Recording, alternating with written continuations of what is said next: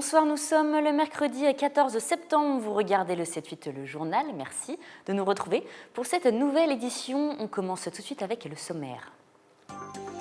La course du Vendée Globe approche, départ annoncé le 6 novembre. 3 Yvelinois y participent, nous les avons rencontrés. Et le premier relais poste a ouvert dans les Yvelines en juillet. Il est à Montigny-le-Bretonneux. Nous verrons les nouveaux services dont vous allez pouvoir bénéficier. Et enfin, nous reviendrons sur la 7e édition de la Journée nationale du sport à l'école. Une journée pour promouvoir les disciplines physiques, musculation, boxe, athlétisme, était proposée aujourd'hui aux élèves du lycée Louis Blériot à Trappes.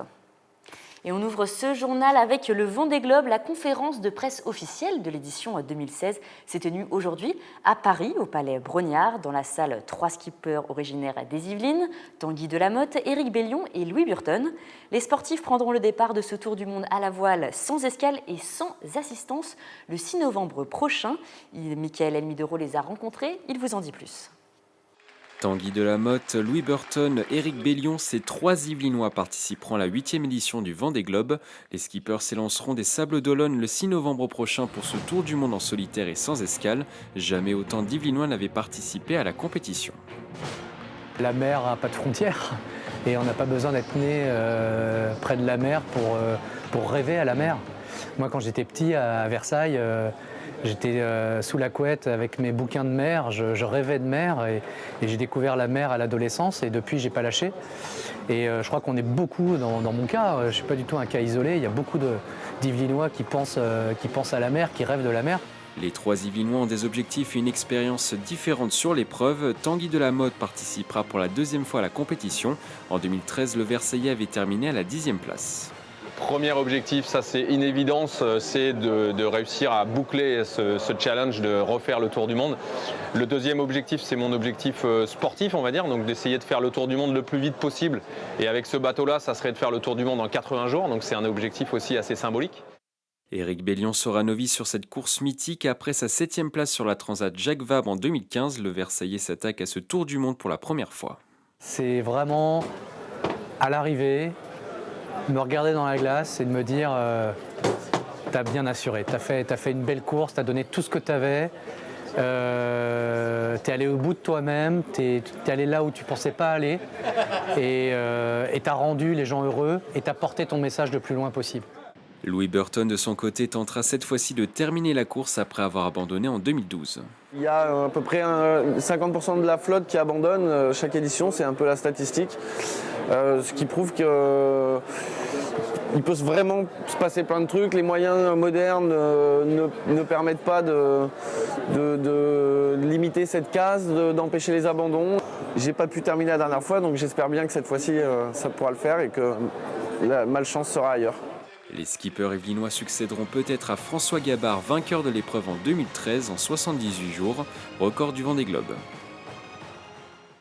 Et c'est un service que beaucoup d'entre vous attendaient, aller chercher son colis à n'importe quelle heure de la journée. C'est chose faite à présent à Montigny-le-Bretonneux avec l'ouverture d'un nouveau relais poste. Il a ouvert dans la nouvelle supérette Coccinelle Express de Montigny-le-Bretonneux et cela au début du mois de juillet. Plus de problèmes d'horaire désormais. Pour accéder au service postal, le magasin est ouvert 7 jours sur 7 de 9h à 20h.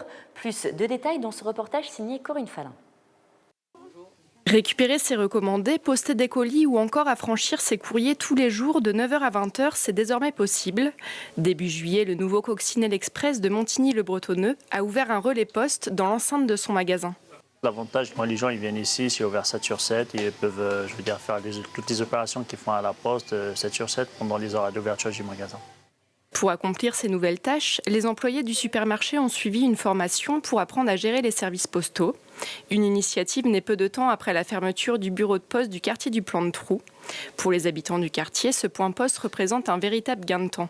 C'est très pratique, ça évite de courir jusqu'à la poste de la gare. Et c'est vrai que c'est ouvert jusqu'à 20h et moi, des fois, je rentre à 19h, 19h30 et c'est vrai, c'est vraiment pratique de déposer un courrier ou venir chercher son courrier ici. Un distributeur de billets devrait également être installé prochainement dans le magasin. Actuellement, 17 points poste relais ont vu le jour dans les Yvelines. Éducation à présent, retour sur la 7e édition de la journée nationale du sport scolaire. L'UNSS des Yvelines a organisé ce mercredi 14 septembre des activités physiques et sportives au lycée des métiers Louis Blériot de Trappes. Des animations encadrées par des professeurs d'EPS pour découvrir des sports proposés dans les associations sportives des établissements scolaires. Le directeur académique des Yvelines, Serge Clément, s'est rendu sur place pour rencontrer les élèves. Un reportage signé Nicolas Dandry. Les activités sportives en fête. L'UNSS des Yvelines a proposé ce mercredi 14 septembre des animations physiques et sportives dans le cadre de la journée nationale du sport scolaire. Pour ce rendez-vous, le directeur académique des Yvelines, Serge Clément, est venu au lycée des métiers Louis Blériot de Trappes. Objectif, promouvoir les associations sportives des collèges et lycées. On a, grâce à cette manifestation un petit peu phare en début d'année scolaire, la possibilité de rencontrer des élèves, d'aller à la rencontre des élèves, de montrer ce dont on est capable, ce que l'on est capable d'offrir dans les établissements et surtout de provoquer une adhésion non seulement à l'activité physique et sportive, mais aussi à des associations sportives. Les associations sportives des établissements scolaires permettent aux élèves de pratiquer et découvrir le sport en compétition. Et parfois, de créer des vocations. Il y a une bonne ambiance, le prof apprend super bien en fait, aux élèves et ça me permet justement d'apprendre des sports de combat pour le métier de plus tard. Je vais m'inscrire en club grâce à l'UNSS parce que mon niveau il a assez évolué, quoi. Pour l'année scolaire 2015-2016, près de 24 000 élèves se sont inscrits à une association sportive dans leur établissement. Certains jeunes Yvelinois ont réalisé des performances. On a le tennis, par exemple, tous les ans, qui se qualifient, qui sont champions de France et qui vont même au championnat du monde scolaire. Si les sports collectifs connaissent chaque année le même succès, les activités en pleine nature comme le raid se développent. Les sports comme la boxe, l'athlétisme ou le judo vont pouvoir compter cette année sur l'effet Jeux Olympiques de Rio afin d'attirer de nouveaux pratiquants. Et la police aussi était en fête à Montigny-le-Bretonneux. Une cérémonie était organisée cet après-midi pour célébrer les 30 ans de la police municipale. En présence des représentants des forces de l'ordre, le maire de la ville, Michel Laugier, a visité le centre de supervision urbaine. Il a également assisté à différentes démonstrations des équipements municipaux. Je vous propose d'écouter les précisions du responsable de la police municipale recueillies par Nicolas Kirillovitz. On le montre aujourd'hui sur les différents stands. On est présent sur les manifestations pour proposer des actions de prévention. Ça peut partir du vol de vélo jusqu'à la sensibilisation aux règles de sécurité routière, à l'alcoolémie. En fait, on essaie de se diversifier dans nos domaines de prévention. Et puis, même sans avoir la certitude que notre action soit vraiment décisive, contribuer à une prise de conscience sur certains faits.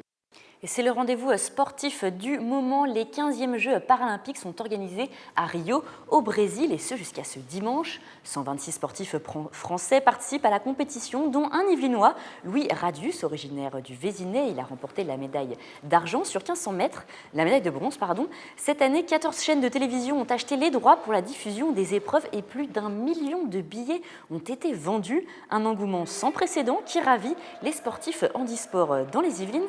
Ils ont témoigné au micro de notre journaliste Mickaël Elmidoro. Je vous propose de les écouter.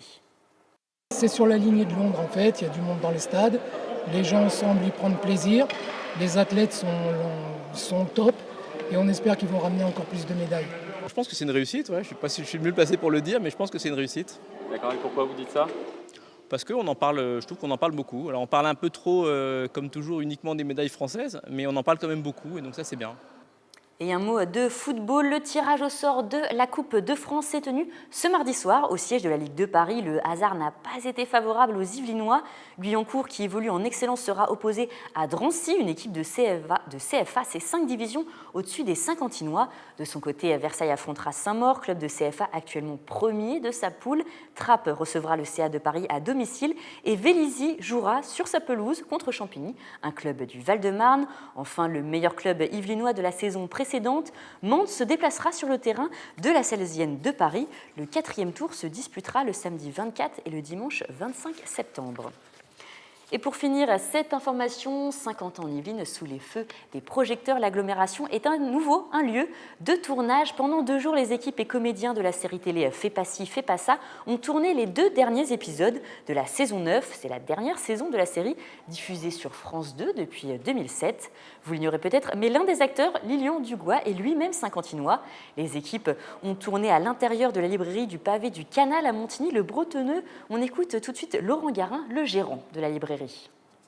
Ça s'est fait par hasard en fait. Ils sont venus nous voir en disant voilà, on serait intéressé pour tourner dans votre librairie parce qu'elle a quand même un format assez atypique et un schéma voilà, qu'on ne connaît pas beaucoup. Donc voilà, on est intéressé pour venir. Donc on a dit bienvenue chez nous.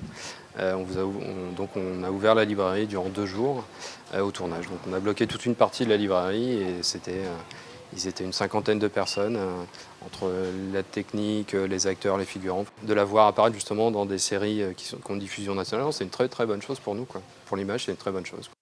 Et c'est à présent la fin de cette édition. Je vous remercie de nous avoir suivis. Je vous donne rendez-vous demain pour une nouvelle édition du journal et je vous souhaite une excellente soirée.